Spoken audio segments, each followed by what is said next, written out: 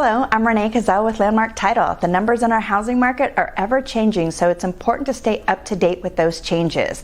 With Market Insights, we bring you the stats, facts, and figures to keep you and your clients informed. Join us now. Good morning, ladies and gentlemen. It's Scott Kiburz with Market Insights for Landmark Title, July 2023. Let's begin, Sarah. So today's agenda, we got some headlines from Real Estate News and Inman, pretty powerful. We've got several things happening at the national stage, stock prices, other things that are happening. We'll go through a few of those from an insight standpoint. We're going to look hard at the numbers for Maricopa and then let the individual cities come through the end. And we'll teach you, make sure you know how to read the various graphs of the individual cities. Next, Sarah. So let's start with some fast facts coming out about our marketplace. We currently have 8243 active listings in Maricopa County. The number of single-family townhomes, condos have been fairly consistent for the last 6+ months. Sold 5,952. That's again in Maricopa County. Our absorption rate decreased down to 60.57%. We were running 70+% this time last month. Coming soon, a mere 414. Interest rates have been lingering between 6.5 and 7.5 on the high. Average sale price $580, $442 per transaction in Maricopa County only. Sarah, next. So a couple different things happening out there, ladies and gentlemen, that I want to convey to you. This is just in the spirit of working in your business, working on your business. These are things that are important for agents and brokers to know at the national stage. Last week, on the 30th, there was a settlement of $3 million paid for MLS PIN, which is out of Massachusetts, for disclosure with buyer broker. Now, this particular association is owned by brokers. Here in Arizona, we're owned by the Scottsdale, Phoenix, and We Serve Association in terms of our MLS. The MLS in Massachusetts, the biggest one, is owned by brokers, and they paid out $3 million penalty or settlement just to have this lawsuit about buyer broker commissions go away.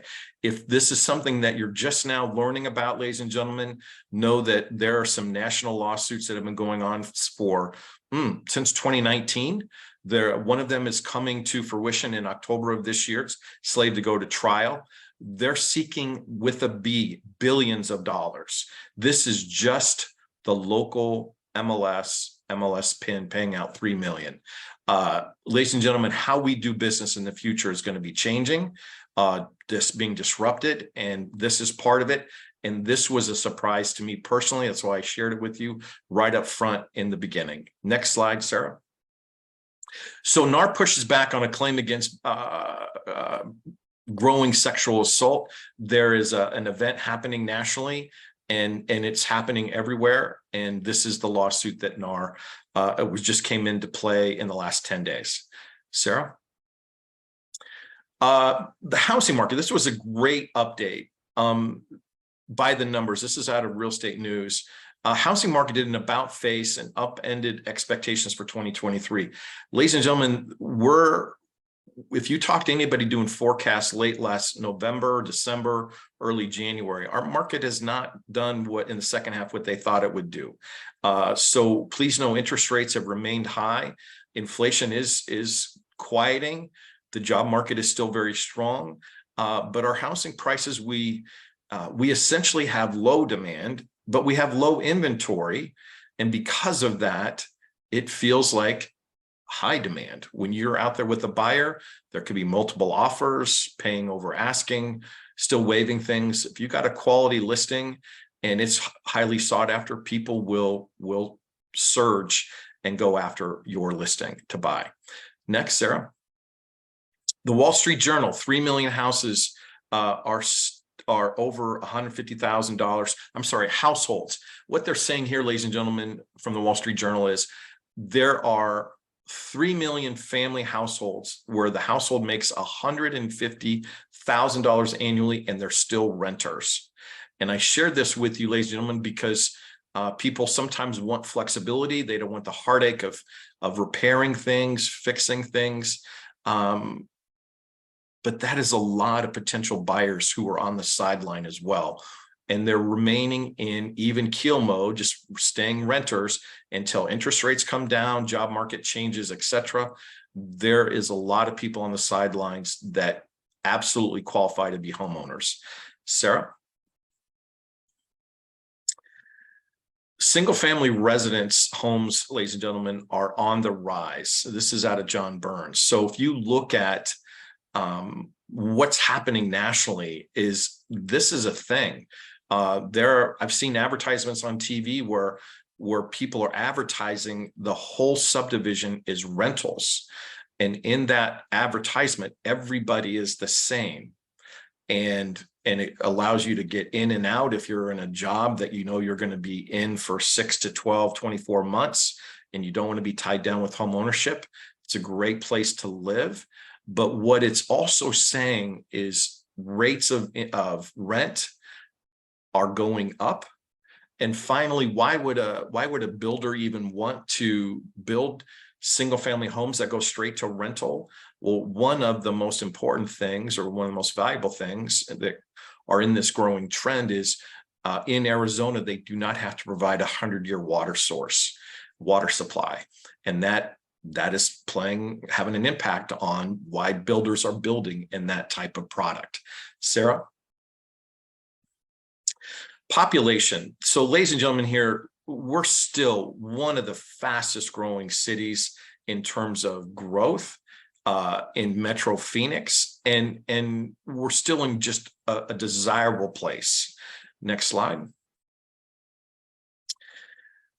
Here in Phoenix, this is out of CoStar, and this is specifically about Arizona. And what they're saying here is our hotel rate is up, investments for self-storage is up, developers start massive industrial parks on West Side. That's pretty obvious for anybody who lives out there, but for those who have not been along the 303, there are massive warehouses being built out there. Apartment towers at the Optima Kierland in North Phoenix is growing, and there is $300 million in apartment refinancing by True America. Phoenix retail rents soar as vacancies hit an all-time low. And that's all coming from CoStar's site visit. Sarah?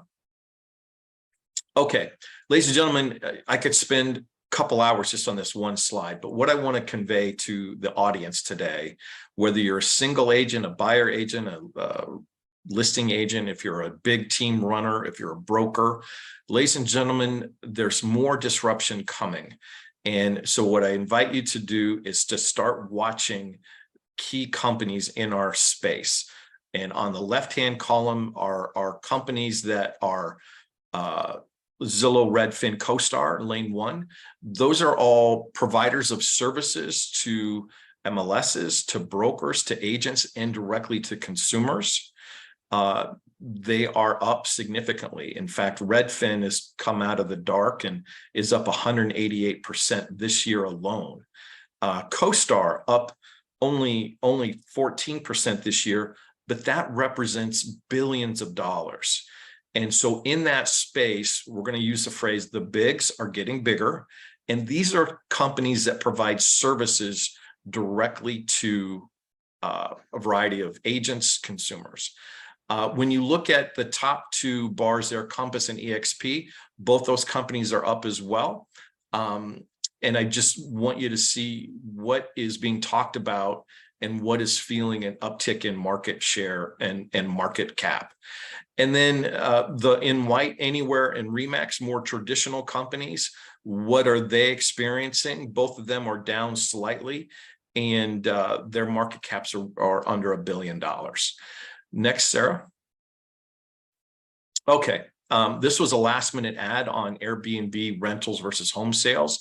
And ladies and gentlemen, in Arizona, when we were not locked down as tight as, say, California was, our Airbnb rate of rental was super high. And as the pandemic has lessened and lessened, people are getting out and going to other places than Arizona. And the number of homes that are an Airbnb VRBO that are coming up for sale is starting to climb. And so watch this space, ladies and gentlemen, because some people got used to a high occupancy rate and built all their pro forma around that. And if that's not going to perform at the same rate, they're going to possibly look to be selling those properties in 2023 and beyond. Sarah, next. Okay, so we're about to go into some numbers here, but I want you to think not in terms of do I have a qualified buyer or seller. I want you to think about what mode they're in. And I blew up even keel mode. There is a percent of people who would like to buy a different home or list and sell and go to a bigger or a smaller home that are just staying even keel due to interest rates. We know for a fact that 70% of homes that do have a mortgage, 70% have a mortgage under 4%. Now, in the latest purchases, beginning 5 months of the year, 40% of all transactions were cash only. And so those that have cash and can perform are out there still performing. But there's people out there that truly would like to downsize, some of the baby boomers. And there's other people who would truly love to have a bigger home for the twins that are on the way. And they're remaining even keel because they don't want to surrender a low interest rate on their current property. So I just want to put that out in perspective. There's more people in even keel mode than normal. Sarah? So looking at some activity here, I'm going to just move this super quick. So ladies and gentlemen, total actives in MLS, 11,477. That is everything from Pinell and other parts of the US. If they can put it in ARMLS, they do. It's at 11,477. Not much change in the last 2 months, but definitely down since March. We have definitely burned off some of our inventory. When we look at Maricopa County, we're very similar all the way down through all these numbers until we get to total sold in Maricopa County at under 6,000.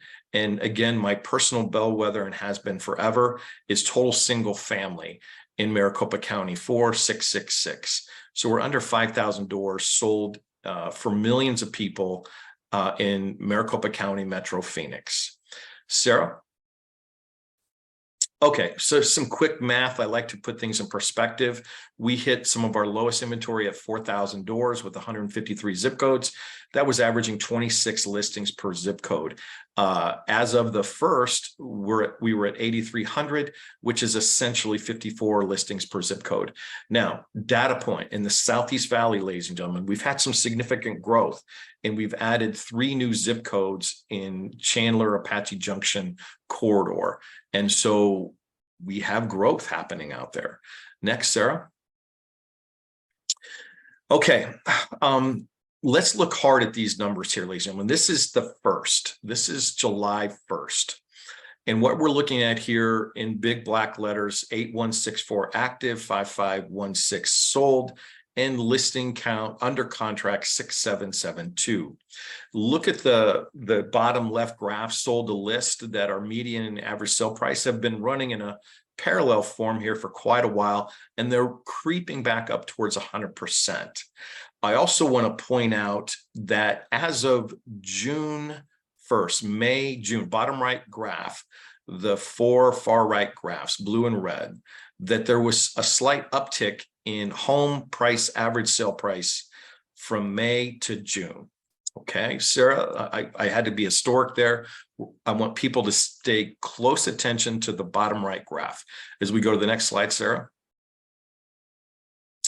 So I realize, ladies and gentlemen, that July 1st was Saturday, 2nd Sunday. Not a lot of people probably had a scheduled closing on the 3rd, maybe some leftover files that just could not close on Friday the 30th. Here we had July 4th yesterday, and we're here recording this on the morning of the 5th. But ladies and gentlemen, those last 4 bars represent a $20 decrease in the average sale price from June to July. If you look at that hard, the last six lines, May, June, July, we're off $20 a square foot. And also the median and average sold to list price, bottom left graph, are starting to converge just a little bit. The median is leveling off just under 100%. Ladies and gentlemen, I realize it's early in the month and these numbers may spring back because of this holiday and the way the dates of the month landed. We're going to watch this trend closely in the next 10 days and see if those numbers bounce right back or not. But that is an indicator. That's a pretty big $20 a square foot is a pretty big shift, ladies and gentlemen. Sarah? Okay. Also, with that shift came months of supply. So we jumped up to 1.6 month, and our absorption rate went to 60.97%. So we decreased our absorption rate about 10% from what we were running. Sarah? Okay, here is all of Maricopa and Pinal County aggregated together. We're down 9.4%. Listings are down in blue 23.9%. And the median sale price for all that corridor for over 4 million people, $253.38 in yellow. $253.38 is our average sale price, again, down 9.4%. How did we get there? Sarah, next slide. If we aggregate out Maricopa County and Pinal County, Maricopa County is down 8.8 and Pinal County is down 11. And that's also down 11%. The average number started lower anyway. So Pinal County is down to $195.54 a square foot. Sarah, next slide, please. So here are the backup numbers that I'd like to point out for you, ladies and gentlemen. And there's a couple of things I want to focus on, please. So actives at 8441. This again is back to Maricopa County. Are under contract on this date of the report, 6893. If you look right below the word under contract, you see red. That's down 10%, 10.42% from where we were just 30 days ago, and down 3% from 3 months ago. However, 6 months ago, it's up 43%.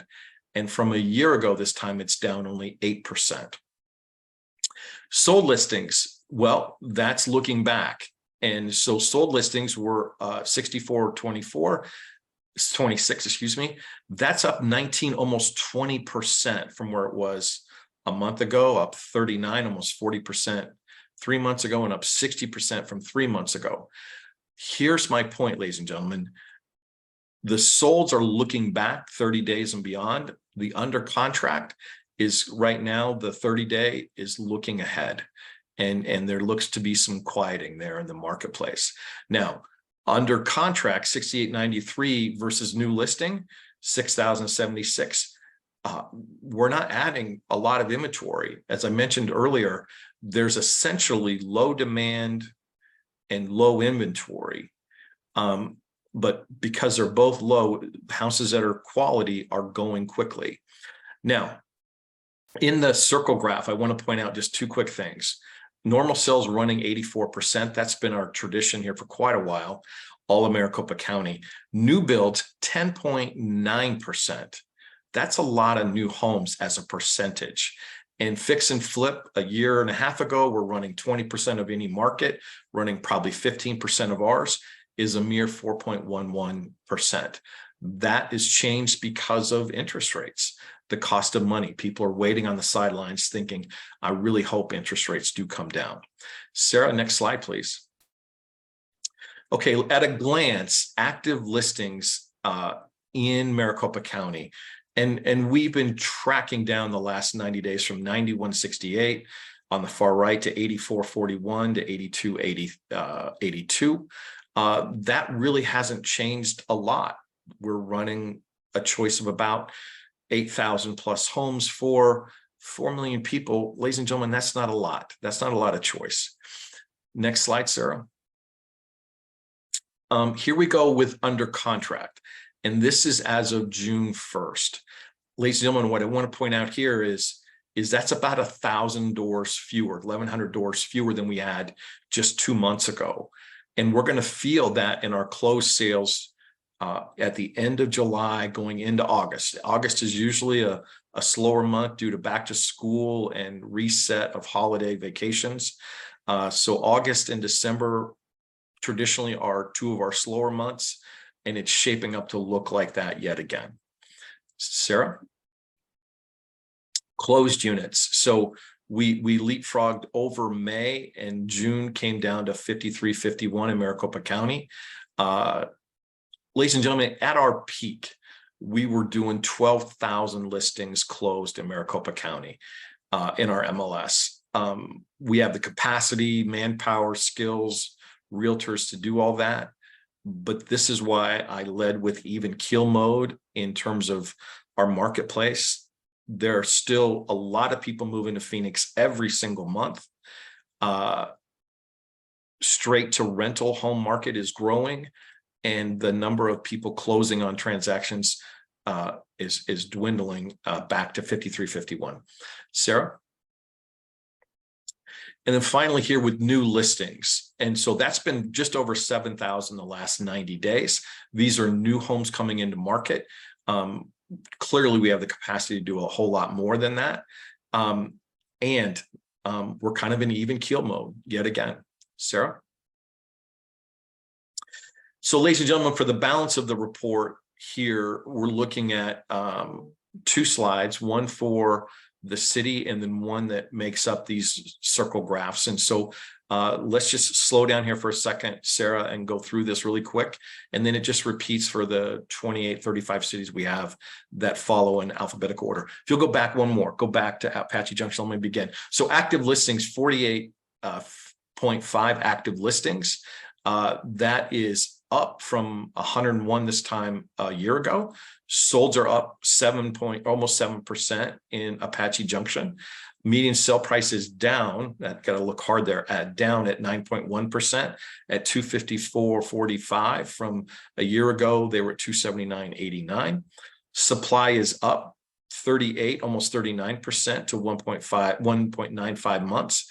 And the median days on market is 44 versus 18 a year ago.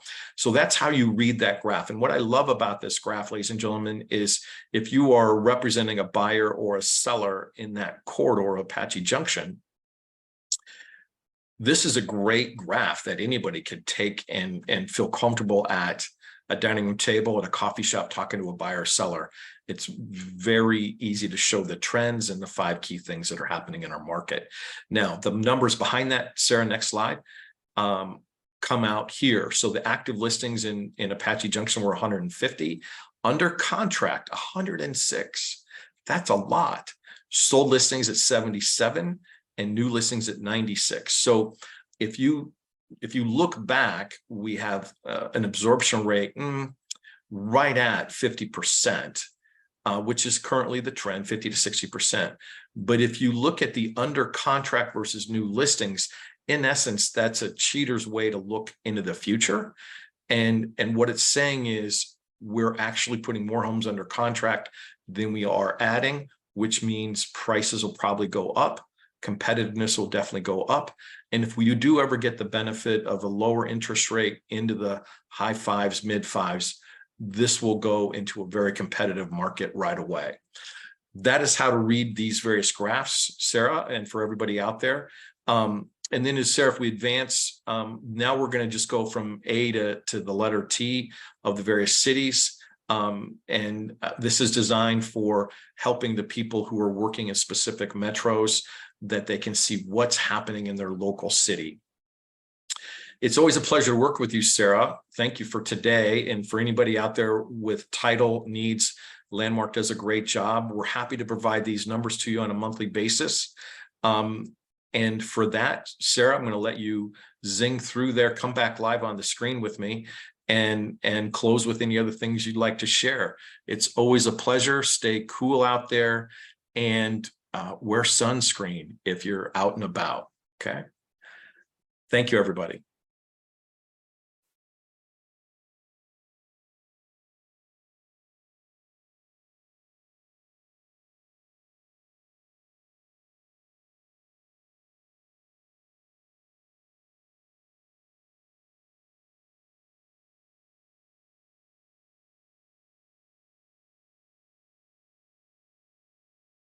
Thank you for watching. Join us every month for Market Insights.